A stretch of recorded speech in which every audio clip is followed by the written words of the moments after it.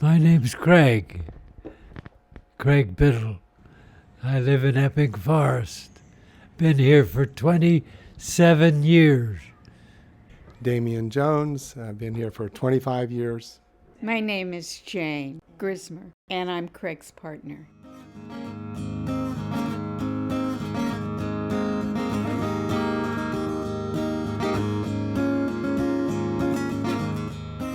So before the sculptures were outside, they were inside this home in Epping. Tell me about that.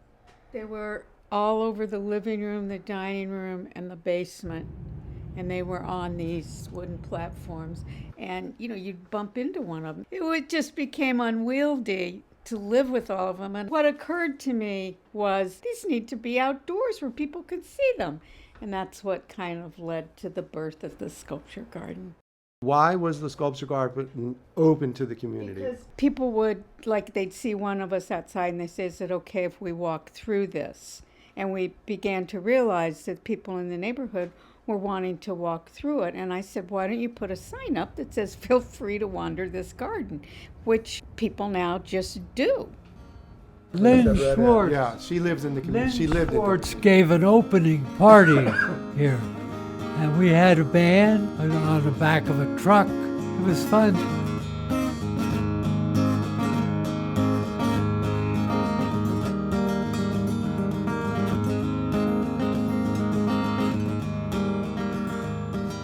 There was an article in the local Annapolis newspaper about his sculpture garden. So it's got a lot of the history in it.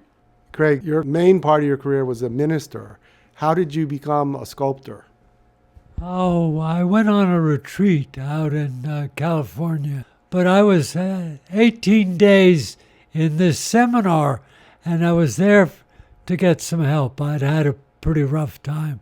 The first meeting of the group, there was about 10, 15 people in the group. One of the therapists, one of the two women, came up to me and said, Craig, how are you? I said, well, I'm fine. And then she said, I think you're very angry. And I said, I'm not angry. She said, I want to see you twice a day for the next 18 days in Jungian therapy. The first day she gave me a piece of clay. And she said, go use the clay for 2 hours and come back with what you have. I said, well, I've never made anything out of clay. It gets my hands dirty. So I came back and I'd made something and I put it down in the art room. And at dinner, several people came up to me and said, is that your sculpture? I said, sculpture? So I had it cooked or whatever they call it, and I still have the piece. But it was my first piece of art. And for you, what's special to you about Epping Forest? I love the woods. I grew up in the woods. The woods are my life. This place has become, in my 25 years, woodsier and woodsier, because these trees get so big. And they weren't that big 25 years ago. So I love it more and more.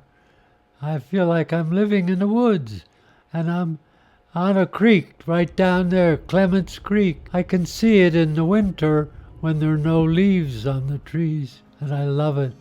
How long do you plan to continue living in Epping Forest? I plan to live to 100, so that gives me 6 more years.